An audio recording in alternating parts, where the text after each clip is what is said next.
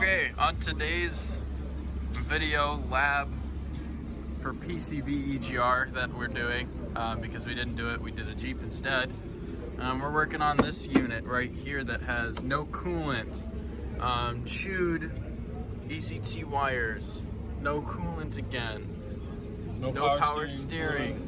But to get to the point of it, we're going to be messing with the EGR controls, and we're going to be seeing how we can affect the vehicle's operation by shorting some of these wires or changing what they see, and we can see how that's going to affect the vehicle's idle and how it runs, and also see what kind of DTCs it'll pull up or how it'll affect everything else. We're going to break stuff today. Okay, so right now I'm powered into the power side of the EGR valve, which is a pink wire there.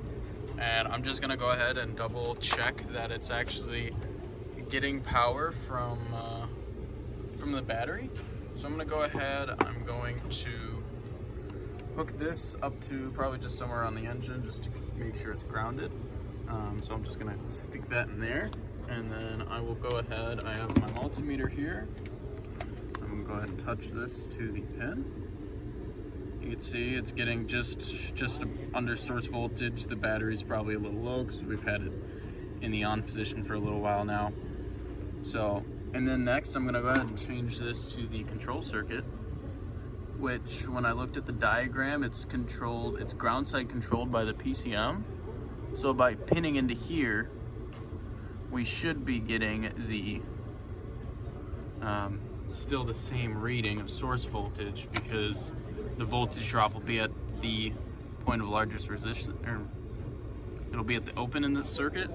And since it's not activated right now, there's an open in the circuit, so that's going to be reading 12. So that's normal. And then next, we're going to go ahead and start it. We're going to mess with the scan tool and see what kind of testing procedures we could do.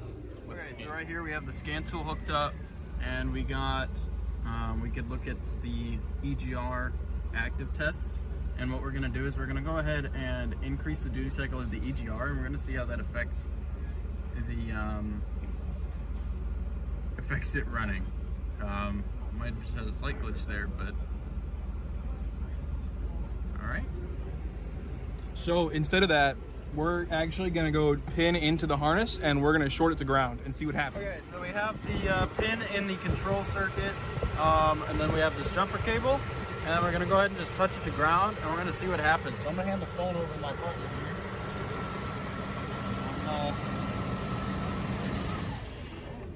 Well, it killed it. So that's what happens if you have your EGR fully open at idle. So if you saw our last video we just did, we shorted the EGR valve to ground, and it killed the vehicle. But we want to see what happens if you partially open the EGR valve while it's at idle. The scan tool won't let us do that. So what we did is we pinned into the ECT sensor the power side. So we're getting a 5-volt reference.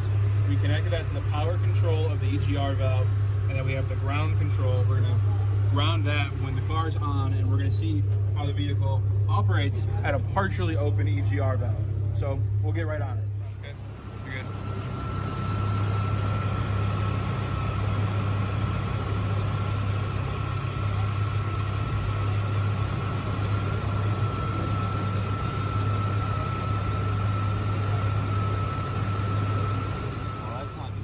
If you saw what we just tried there, our results were inconclusive, to say the least.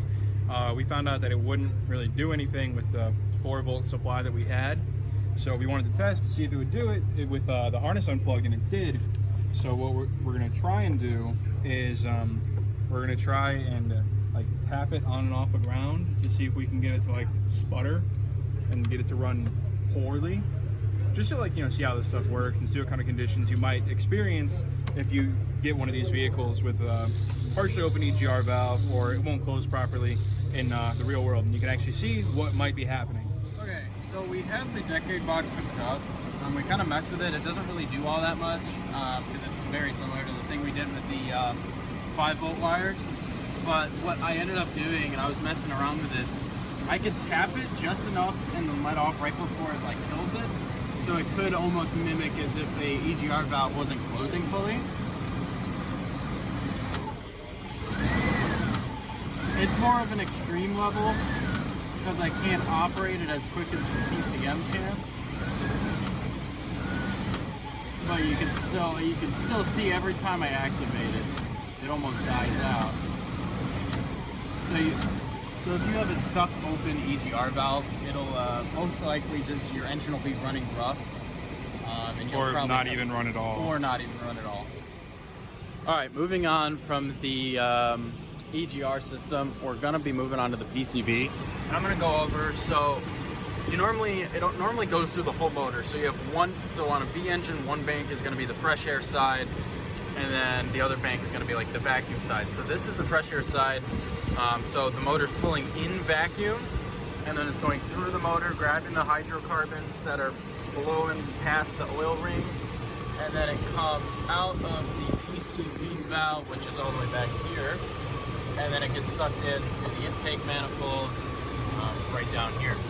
So if I put my thumb over this hole here, make it seal, and then I let off, you can hear it actually pulling in. You can hear the vacuum that it creates. Okay, so there's going to be another test that you can do that could actually kind of visualize that vacuum that I created, and that's putting a dollar bill. All right, so we know how old trucks are, right? They're money pits. So what we're gonna do is we're taking this dollar and we're gonna give it to the engine, okay?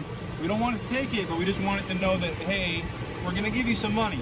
And if you see this, you got enough vacuum being created from the vacuum side of the PCV that it's actually able to hold this dollar there. You want to be a little careful with this, because if it actually gets sucked in there, you're gonna have a bad time and you're gonna be out a dollar. But it's a nice, really easy way to trick that you can do to see if it's actually holding suction. Pull the PCV out of the valve cover, and it's right over there. You can actually see it on this little bitty diagram. If you want to pan over there, that's our PCV right there, and it reflects that over there. So we have our PCV valve, and we can give it a nice little shake test. And if you can hear it, you can hear that the little thing in there is shaking. But this is something actually really important to know, is that just because it shakes doesn't mean that it's good, because there still might be blockage in this area of the PCV or anywhere through this. But what is important to know that if it doesn't shake, it is bad. So nice little thing to remember, that just because it shakes, it's not gonna work properly all the time. So one thing you never want to forget when you're doing tests on a vehicle and you're messing with any wires or any power or ground, anything of the sort, is you want to go through and you want to look at your trouble codes. You want to just take a look, see if they reflect what you were doing. Nice little thing to check. I'm expecting there's going to be something with EGR flow, because that's what we're messing with. Any day now. Engine coolant temp, yep, EGR position, sensor performance. That makes sense. We were messing with that one. So we're gonna go through, we're gonna press escape, and we're gonna erase our codes. This is important to do because most of them will get cleared away, because if they don't trip after a cycle, they will fade away. But it's just a nice little habit to get into, so you don't leave the customer with a check engine light on their dash.